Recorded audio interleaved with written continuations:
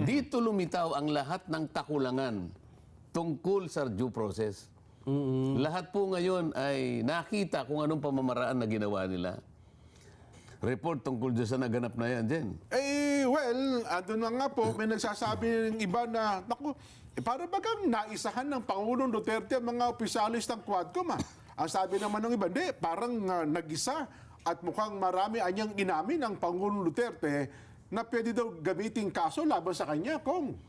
Dahil iba't iba yung mga nagkukomento eh. Opo, mayroong iba't ibang mga komento, may pro, may anti, kung ano man ang kanilang pinapanigan, ay mukhang sinasabi nilang, naku, yari na, huli na ang dating Pangulong Duterte. Isa po sa mga dapat siguro matalakay at ma-discuss natin, Kong, yung binabanggit po ng isang mababatas, napunta ho kayo ng Batangas, lalo na po yung kanyang sinasabing, yun daw anya mga naging pahayag ng dating Pangulong Duterte ay parang may tuturing na extrajudicial confession. Bakit daw? Kasi sa mga pahayag daw po ng Pangulong Duterte ay una, sa kanyang pagsabing... Hindi, ano ba yung pinahayag ni Pangulong Duterte? Isa-isahin natin. Una po, yung sinabi niya ng kinukuha niya ang lahat ng full legal and moral responsibility sa naganap ng mga pagpatay, yung war on drugs sa kanyang administrasyon, Kong. Alam mo, hanggang ngayon hindi kasi sila maunawaan eh. Kung ano ang ibig sabihin nung kapag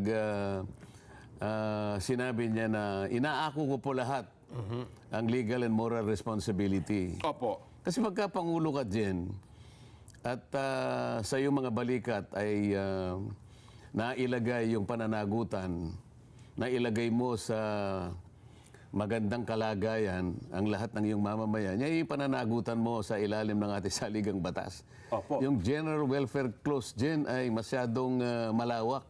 Na ang sinasabi dyan, pangalagaan mo ang kapakanan ng iyong mga mamamayan. Bilang presidente ng bansa. Bilang Pangulo. Ngayon, kung noong panahon niya, at siya, siyempre ang Pangulo ng Pilipinas, nakita niya ang pangangailangan na kinakailangan diretsuhin niya, komprontahin niya yung problema ng droga sa ating bansa. Opo. Sapagkat bilang Pangulo, siya ay nakaka-receive ng mga impormasyon kung gaano nakalala ang problema ng droga. At kagaya ng binabanggit niya dyan, ito talaga ang gusto kong durugin, sabi niya. Opo. Sapagkat masasalaula, mapapahamak, malalagay sa alanganin ang ating mga mamamayan, lalo na yung mga kabataan na sila pa naman ang titindig na kahalili natin sa kinabukasan. Sa kanyang palagay, yun ang kanyang priority. Ngayon, hindi mo kukwestiyonin yun din. Hindi mo pwedeng tutulan yun. Opo. Tanging Pangulo lamang ang makakagawa ng isang programang sa kanyang panukat ay yun ang kailangan. Opo. Ang totoo nga po, kung maisingit ko lang, dapat, di ba, ang plano niya, 6 months eh.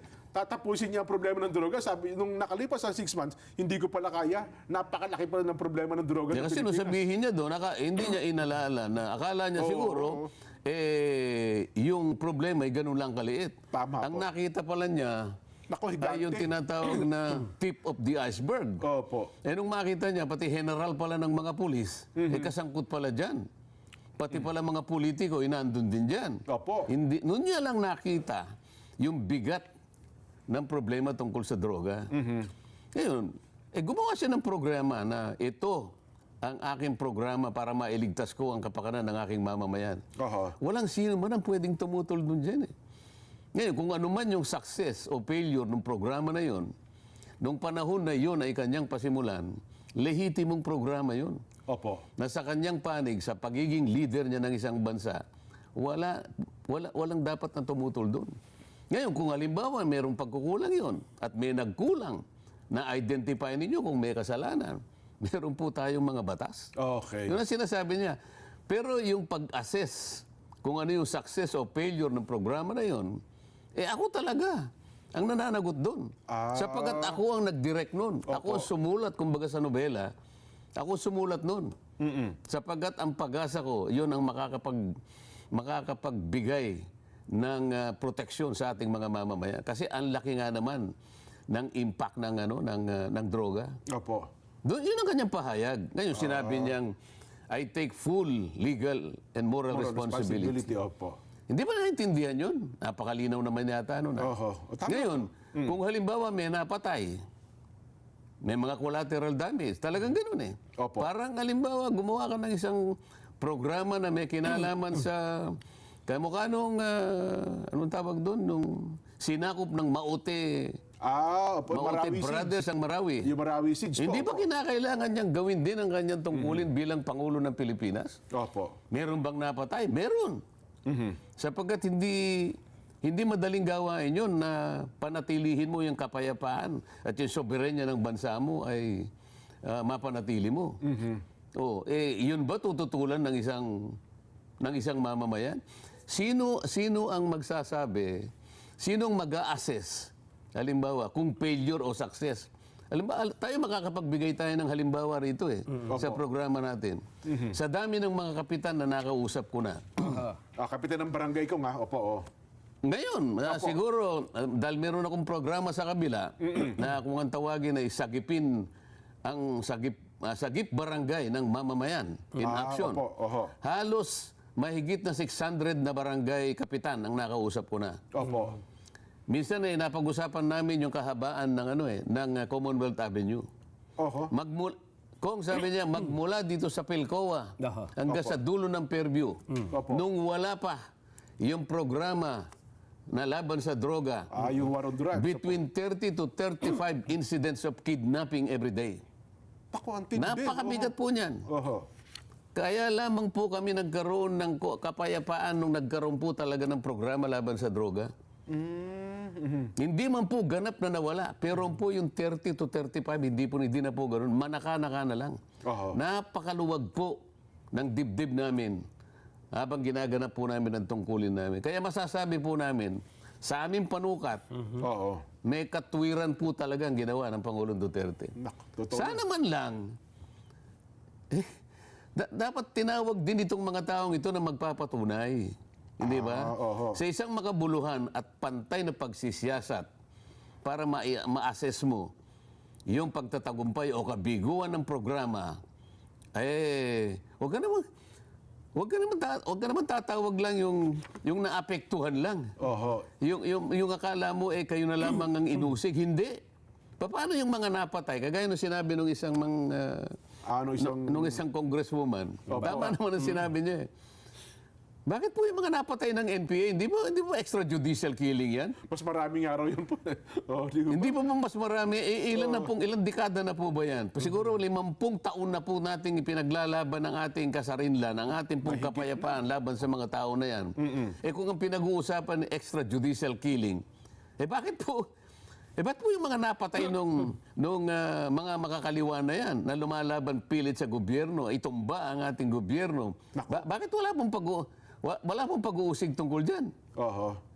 Nakita mo ngayon kung isa-isang nakikita na nila ano ang kakulangan, kung gaano ka-subjective yung ginagawa ng Quadcom. Nung nagsalita po at parliamentary inquiry, ang totoo kong Congresswoman Drixie Cardema ng Duterte Youth, mukhang sumalungat siya sa alon. Kumbaga sa alon ko, sumalungat siya sa pagkatapos sa salita, dinumog siya ng mga miyembro at opisyalis ng Quadcom Yung balita ko ngayon, parang tinanggal na pala siya na part ng Quadcom. Ewan ko lang Totoo ba yun? Chismis kung ano man Kung sa bagay, nangyari sa akin yun Ayun ang- Hindi ba? Kayo na po ang saksing buhay dyan. Ako kumbaga, pinipigil ko lang sila. Ako'y nagbibigay ng konting karanasan ko. Mas matagal naman ako sa kanila. Opo. Kung ano yung mga nangyari nung nakaraan, para magkaroon sila ng pagkukumpara kung ano yung mabuting gawin namin. Na huwag kaming mag-away-away. Mapanatili yung kapayapaan sa aming panig. Opo. At maayos namin. Magagawa yung tungkulin namin nang hindi kami nag-aaway-away. Oho. Ang nangyari, tinanggal lahat ako sa aking mga komite. Oo nga po. Ganon din ba yung ginawa sa Ganun kanya? din daw po ata yung ginawa niya. Ito pala yun, pinakita sa television. Dahil Si ngayon, Drixie Cardema. makikita mo, bagamat ako wala akong sama ng loob dyan, ano? Opo. Kaya lang masasabi natin, dapat sana, bago ka naman tanggalin, malaman mo man lang, ano ba dahilan, ba't mo ko tinanggal, di ba? Pwede na, opo naman. Tinanggal mo ba ako dahil ba sa pinigilan ko o nag-object ako doon sa dalawang bills ka ako na tungkol sa kuryente? Oo. Na kaya ako ino-objectan sapagkat palagi ko naman sinasabi, ang gusto ko sana, mapababa natin ang kuryente sa ating bansa. Oho. yung pagkakatanggal ko ba sa Committee na Energy, yung ba yung dahilan? Kailangan sabihin lang nila. O di, at least, although ako, naisip ko, yun nga yung dahilan. Opo. Di ba? Sana po, bilang mga honorableng tao, kung dapat ganun man lamang sana. Di ba lahat naman kayo, pantay-pantay kayo dyan. Paano ba nangyari Oo. sa kasaysayan ng House of Representatives na kapag ka ikaw ay nagpahayag ng kaibang pananaw, ay tatanggalin ka? Oo. Alam mo, Jen, ang House of Representatives, ito ay parliamentary. Opo. Hindi isang Yung opinion lang yan. magkakaibang pananaw talaga. Nagkakalaban ng opinion. Ano? Magdidebate kayo dyan. At lilitaw talaga ang tunay at malinaw na katwiran sa pamagitan ng paligsahan ng pagdidebate. Opo. Hindi nang yan. Magdidebate. Pagkasalita mo, hindi ka naman niya kayang debatihin. Oho. Isusumbong ka. Walang kontra paliwanag. Teka muna kanya, nangguguloy ka. Kayo ang nanggugulo, hindi ba? Oho. Kaya nga pati hopya rito nakuha na Taka ngayon tatanggalin. Oho. Ngayon, tingnan natin ngayon sa karanasan, bakit nagkaganyan Aha. ang House of Representatives dyan? In particular, yung Quadcom. Ngayon, marami kang itatanong dyan. Opo, idugtong ko lang, Nelson, at doon sa punto na, balikan natin yung punto tungkol sa dating Pangulo Rodrigo Duterte, tungkol sa kanyang national policy. Ngayon po, ang naging komento nung kongresistang galing sa Batangas, sabi niya, Mr. Chair, that the former president can be considered liable for all these crimes under the theory of conspiracy being a principal by inducement. Yun daw pong ginawa ng mga pulis na yon ay parang nahikayat sila ng Pangulo kaya gumawa ng yung kill ng pagpatay daw ho ng mga inosenteng sibilyan. Ang sinasabi niya siguro, Jen, yung isang parte ng criminal law na merong tatlong klaseng principal Okay, opo. Ikaw ang pumatay talaga. Ay principal by direct participation. Okay. Kasama ka talaga doon, ano? Ininganyo mo, principal by inducement. Yun pala ibig sabihin. O kaya sa ibang paraan, patago-tago pero ikaw nagbigay ng kung ano-anong insentibo. Anong reward.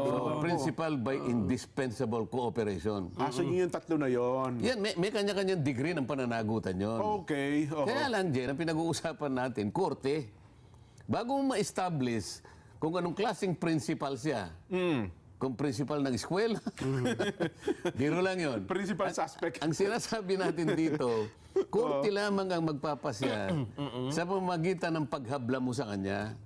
Di ba? Hindi po pwedeng magmamanifest ka anumang klaseng opinion sapagkat ang korte lang po ang po pwedeng gumawa niyan. Kasi po pagdating sa korte, meron pong due process kagaya ng ating sinasabi. Opo, due process Bago po tayo makarating do sa pagbibigay po ng desisyon ng korte, yan po ay dumaan sa maraming proseso. Yung pong dalawang panig ay bibigyan ng kaukulang panahon para ipresenta ang bawat sarili. Pati ebidensya nila, pati yung pangangatwiran ng kapwa-abogado nila, lilinawin sa proseso sa harap ng korte. Dito sa Quadcom, Jen, kahit kailan, dito nakita, kaya maaaring yung sinasabi mo kanina, naisaan sila ni Pangulo Alam mo kung bakit? Bakit po? Dito lumitaw ang lahat ng takulangan tungkol sa due process. Lahat po ngayon ay nakita kung anong pamamaraan na ginawa nila.